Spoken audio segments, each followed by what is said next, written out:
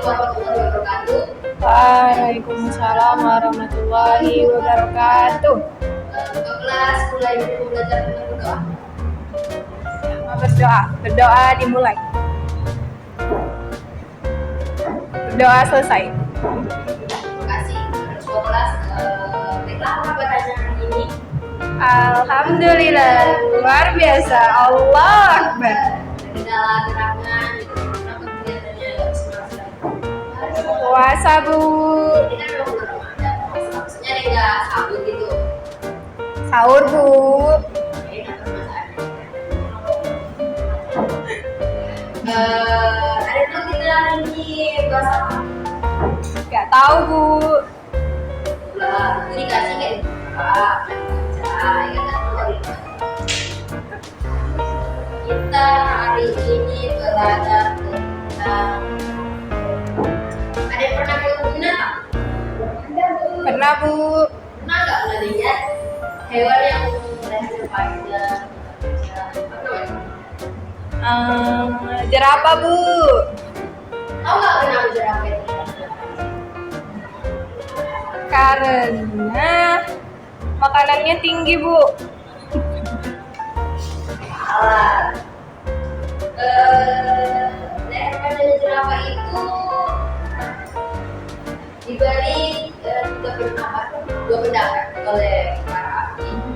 Jadi dia ada dua teori. Yang pertama itu teorinya dikemukakan oleh Darwis. Coba buka halaman 162. Darwis mengatakan berapa tadi halaman 162. Sudah, Bu.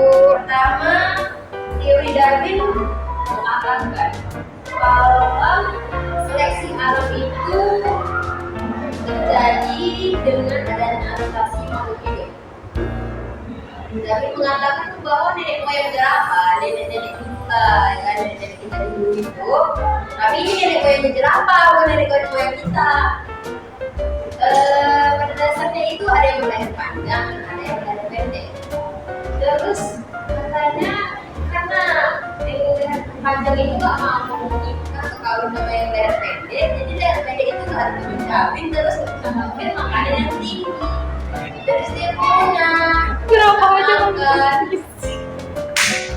Kasian dia kan gak mau kawin jadi jomblo ya. Jadi logika ya. Biasanya dia pengen makan pernah daunnya ketinggi. Iya, Bu. Sedangkan manusia yang pendek aja kalau mau gapai yang tinggi aja nggak bisa. Iya, Bu.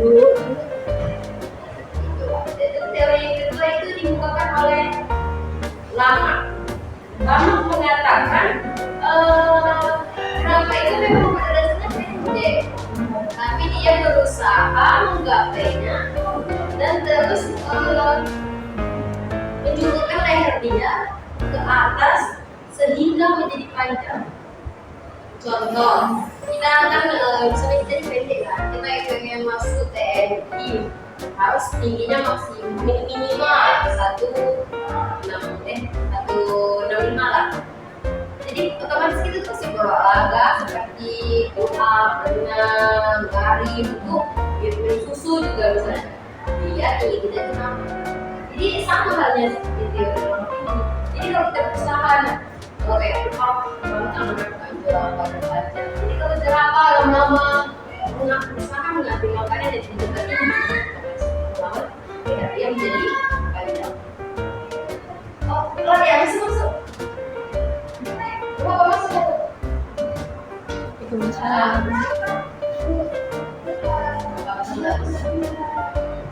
Jam telat suruh nyanyi, Bu. Oh iya, apa nanti disuruh apa ngerasa blog.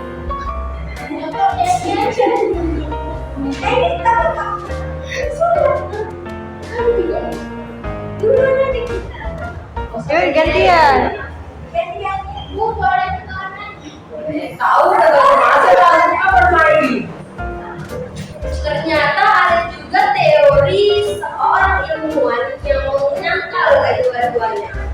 Kan teori Darwin dan Lama tadi mengatakan kalau setelah dia lehernya panjang, dia kawin lah kan. Jadi anaknya lehernya paling muda Rama sama Danu. Terus manajemen itu salah gitu. Jika pada dasarnya dia itu memang leher pendek, ya dia lahir anaknya bisa pendek. Terus kalau memang pada dasarnya panjang, ya dia tetap panjang. Saya jadi tak tahu apa iya, maaf sih kita sendiri.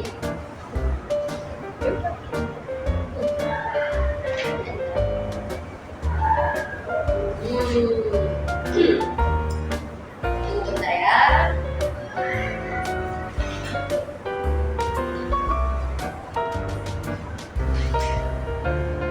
pada halaman 167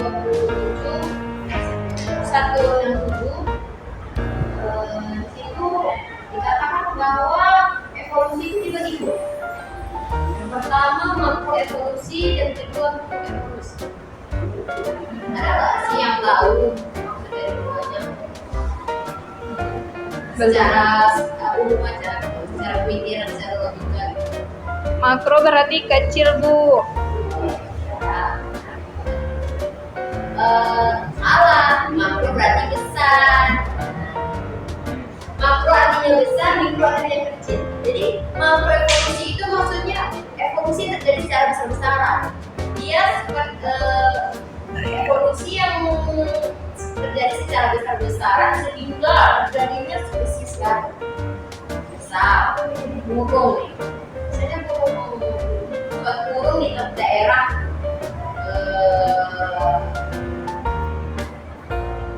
daerah hutan tropis.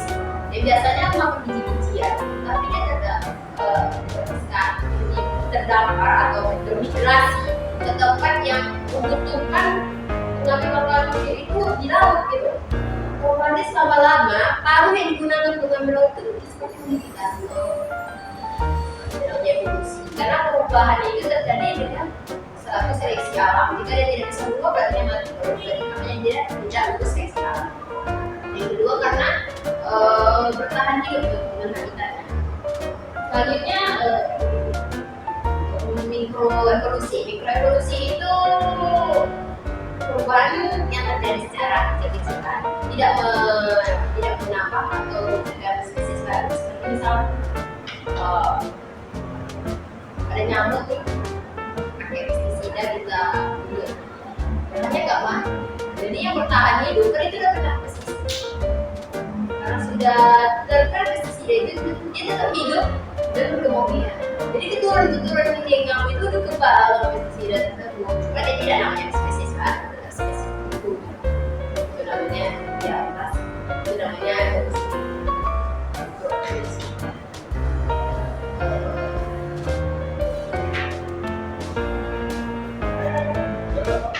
Oh iya, lupa ya tadi absen. Belum absen kita ya? Belum, Bu. Bentar ya. Masuk. Kenapa telat? Iya, kok telat? Masuk. Saya absen dulu ya. Ya, Bu. Soalnya deh. Aku udah tadi nanya nama ini. Hadir, Bu. Tiara Nabila. Jangan bermain nanti kerjanya ya.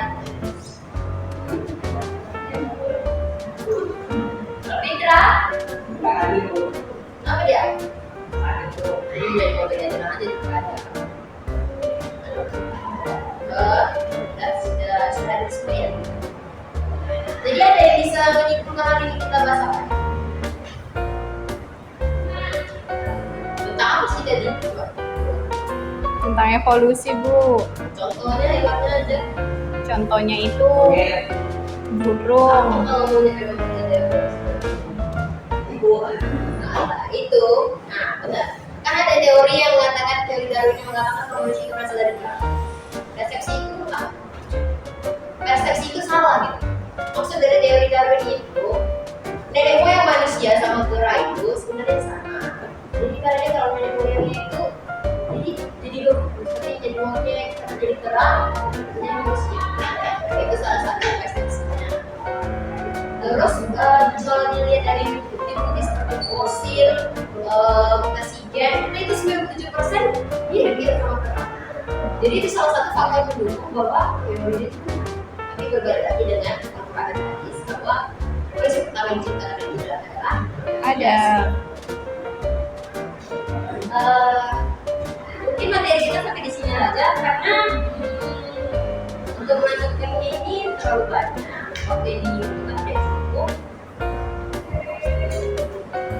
Ada baiknya untuk pelajaran hari ini kita berdoa untuk kelas. Baik, untuk mengakhiri pelajaran hari ini, marilah kita berdoa. Berdoa dimulai. Berdoa selesai. Terima kasih, maaf jika